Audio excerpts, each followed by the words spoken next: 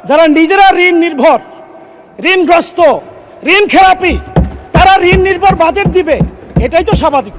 Budget আমার জীবনের গল্প, আমার পকেটের গল্প, আমার ভবিষ্যতের স্বপ্নের গল্প, বাংলাদেশের 18 কোটি মানুষের দৈনন্দিন জীবনের হিসাব নিকাশের গল্প। কিন্তু এবার মাননীয় অর্থমন্ত্রী যে বাজেট প্রকাশ করেছেন, প্রস্তাব করেছেন, এ বাজেট আসলে আশারে গল্প। মাননীয় স্পিকার, প্রায় 3.25 লক্ষ কোটি টাকা ঋণ নির্ভর যে বাজেট পেশ করা হয়েছে, সে বাজেট শুনে, ঋণের কথা শুনে আমাদের বিরোধী দলের অনেক সংসদ সদস্য উষ্মা প্রকাশ করেছেন, আশ্চর্য হয়েছেন। আমি কিন্তু একটু আশ্চর্য হইনি, কারণ যারা নিজেরা ঋণ নির্ভর, ঋণগ্রস্ত, ঋণ খেলাপি, তারা ঋণ নির্ভর বাজেট দিবে, এটাই তো স্বাভাবিক। মাননীয় স্পিকার, এ বাজেট পেশ করার আগেই বাংলাদেশে গত 4 মাসে এই সরকার এসে প্রায় অধিকাংশ পণ্যের মূল্য বৃদ্ধি করেছে। এ বাজেট পেশ করার আগেই 14টি ভোগ্য পণ্য সহ প্রায় বড় বড় যে পণ্যগুলো মানুষ নিত্যদিন ব্যবহার করে সেগুলোর মূল্য বৃদ্ধি পেয়েছে। এবার বাজেট পেশ করার 7 দিন আগে বিদ্যুতের মূল্য বৃদ্ধি করা হয়েছে, 10 দিন আগে জ্বালানি তেলের মূল্য বৃদ্ধি করা হয়েছে, কিছুদিন আগেই এলপিজি গ্যাস 1200 টাকা থেকে 1940 টাকা বৃদ্ধি করা হয়েছে। মাননীয় স্পিকার, জ্বালানি তেলের মূল্য বৃদ্ধি, গ্যাসের মূল্য বৃদ্ধি, একই সাথে নিত্য প্রয়োজনীয় মূল্য বৃদ্ধির পাশাপাশি পরিবহন ভাড়া আকস্মিকভাবে এত বেশি বৃদ্ধি পেয়েছে, এটা বাংলাদেশের ইতিহাসে সর্বকালের সকল রেকর্ডকে ছাড়িয়ে গেছে। মাননীয় স্পিকার, বাংলাদেশের মানুষ খুব আশা নিয়েছিল এই বাজেট পেশের মধ্য দিয়ে এই মূল্য বৃদ্ধিকৃত পণ্যের মূল্য হ্রাস পাবে, কিন্তু এই বাজেট বাংলাদেশের মানুষকে হতাশ করেছে। মাননীয় স্পিকার, একই সাথে এই বাজেটে বিশেষভাবে কিছু পণ্যের উপর নতুন করে করারোপ করা হয়েছে, যাতে এই পণ্যগুলোর মূল্য বৃদ্ধি পেয়েছে। এমএস রড ও এর কাঁচামালের উৎপাদনে কর এবং ভ্যাট হিসেবে 10% নতুন কর বৃদ্ধি করা হয়েছে, যাতে রডের মূল্য বৃদ্ধি পেয়েছে। ইস্পাত এবং টিনজাত পণ্যের মূল্য বৃদ্ধি পেয়েছে। সাবান এবং শ্যাম্পুর কাঁচামালের উপর ভ্যাট অব্যাহতি কমিয়ে আনার কারণে ইতিমধ্যে এই দুটি পণ্যের মূল্য ইতিমধ্যে বৃদ্ধি পেয়েছে। মাননীয় স্পিকার, বাংলাদেশ গরিবের দেশ, বাংলাদেশ সমৃদ্ধির পথে যাত্রার দেশ, কিন্তু এই বাজেটকে অনেকে বললো, আমি শুধুমাত্র এটাকে গরিব মারার বাজেট হিসেবে বলতে চাই না।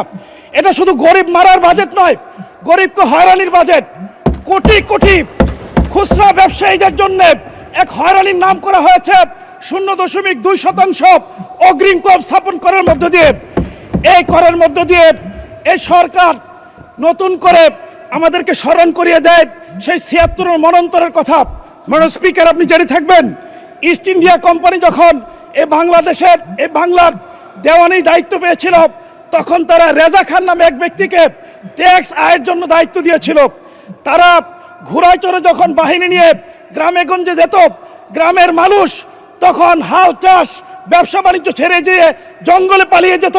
খুচরা ব্যবসায়ীদের মধ্যে ইতিমধ্যে আতঙ্ক শুরু হয়ে গেছে, তাদের উপর যে ভ্যাট করা হয়েছে, তাদেরকে এখন পালিয়ে বেরোতে হবে, হয়রানির শিকার হতে হবে। মাননীয় স্পিকার, এই বাজেট হলো গরিবের জন্য তাচ্ছিল্য এবং অবহেলার বাজেট। এই বাজেটে কৃষি ও পল্লী উন্নয়ন খাতে 57,000 টাকা থেকে বাজেট কমিয়ে 53,000 কোটি টাকা করা হয়েছে। স্থানীয় সরকার এবং পল্লী উন্নয়ন খাতে গত বছর বরাদ্দ ছিল 5.9%, এবছর বরাদ্দ রাখা হয়েছে 4.6%, যা গত বছরের তুলনায় 1.3% কম। কৃষি খাতে ভর্তুকি কমানো হয়েছে, গত বছর ছিল 2.2%, এবছর করা হয়েছে 1.8%।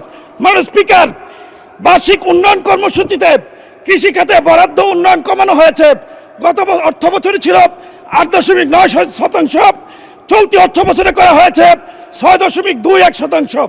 মাননীয় স্পিকার, গ্রামীণ উন্নয়ন রক্ষণাবেক্ষণ খাতে বরাদ্দ রাখা হয়েছে মাত্র 400 কোটি টাকা। মাননীয় স্পিকার, ইসলামের বিধান হলো তুখাযু মিন আগনিয়াহিম ফাতুরাদ্দু ফি ফুকারাহিম, গরিবদের জন্য ধনীদের কাছ থেকে সম্পদ সংগ্রহ করা এবং গরিবের মাঝে সেটা বিলিয়ে দাও। এই সরকার উল্টো নীতি গ্রহণ করেছে, গরিবদের কাছ থেকে, খুচরা ব্যবসায়ীদের কাছ থেকে সম্পদ গ্রহণ করে ধনীদের জন্য সেটা বরাদ্দ রেখেছে।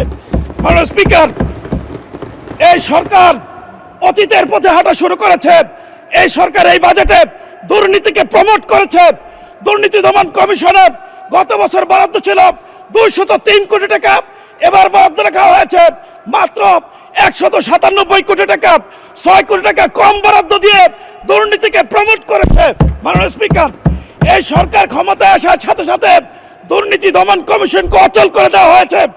এই সরকার আসার কিছুদিনের মধ্যেই দুর্নীতি দমন কমিশনের চেয়ারম্যান সহ সকল সদস্য পদত্যাগ করেছে। এখন পর্যন্ত তারা দুর্নীতি দমন পুনর্গঠন করেনি, যার ফলশ্রুতিতে মেগা প্রকল্পের মাধ্যমে মেগা দুর্নীতি শুরু হয়েছে। মাননীয় স্পিকার, স্কুল ফিডিং প্রোগ্রাম থেকে এক সপ্তাহে ডিম, রুটি, কলা বাবদ প্রতি সপ্তাহে 17 কোটি টাকা লুটপাট করা হচ্ছে। মাননীয় স্পিকার, খাল খনন কর্মসূচিতে প্রতিদিন পত্রিকায় নতুন নতুন দুর্নীতির খবর আসছে। মাননীয় স্পিকার, দুর্নীতির নতুন রুল মডেল হয়েছে। এখন ক্যালকুলেটরে হিসাব করে 10 থেকে 15% পর্যন্ত ঘুষ নেওয়া হচ্ছে। মাননীয় স্পিকার, দুর্নীতিকে প্রমোট করার জন্য সারোয়ার আলমের মতো সৎ, শিক্ষিত, সদারপি এই বাংলাদেশের একজন ক্লিন ইমেজের ডিসিকে সিলেট থেকে প্রত্যাহার করা হয়েছে। মাননীয় স্পিকার, নতুন করে এনবিআর থেকে মতিউরের মতো আনোয়ার খুঁজে পাওয়া যাচ্ছে।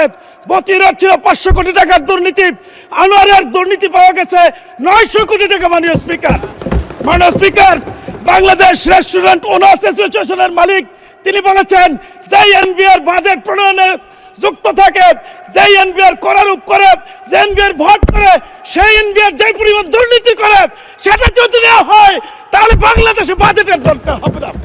মাননীয় স্পিকার, আমাদের জন্য অত্যন্ত হতাশার খবর। মাননীয় স্পিকার, আমাদের জন্য অত্যন্ত হতাশার হলো এই বাজেট জুলাইকে ধারণ করেনি। এই বাজেট আমার ওয়ালিউল্লাহ মুকদ্দাস ভাইয়ের গুম হওয়া সন্তানের কান্নার খবর রাখেনি। গুম কমিশনের জন্য এই বাজেট 1 টাকা বরাদ্দ রাখেনি। মাননীয় স্পিকার, আমি সর্বশেষ বলতে চাই, মাথায় অতিরিক্ত বোঝা নিয়ে পাহাড়ের চূড়ায় চড়া যায় না, স্বপ্ন দেখা যায়, পৌঁছা যায় না। মাননীয় স্পিকার, সমুদ্রের জলরাশি অনেক বেশি, কিন্তু কোনো পিপাসার্থ মানুষের পিপাসা মেটাতে পারে না। কিন্তু সামান্য কূপের পানি শত শত বছর ধরে হাজার হাজার মানুষের পিপাসা মেটাতে পারে। সুতরাং বাজেট বড় হলেই চলবে না, ঋণ নিয়ে কোটি টাকা বরাদ্দ রাখার মধ্যে বাজেট নয়। দুর্নীতি কমিয়ে সুশাসন নিশ্চিত করে ন্যায় ভিত্তিক, ইনসাফ ভিত্তিক, জাকাত ভিত্তিক ইসলামের আদলে যদি খরচ করা যায়, কম বাজেটেই বাংলাদেশকে কাঙ্ক্ষিত গন্তব্যে পৌঁছে দেওয়া সম্ভব। মাননীয় স্পিকার, আমি আমার প্রিয় এলাকাবাসী কাপাসিয়ার জন্য কিছু কথা বলতে চাই। কাপাসিয়ায় জাতীয় ফল কাঁঠাল সহ আনারস এবং কাপাসিয়া উৎপাদিত ফল সংরক্ষণ করার জন্য আধুনিক হিমাগার নিশ্চিত করা দরকার।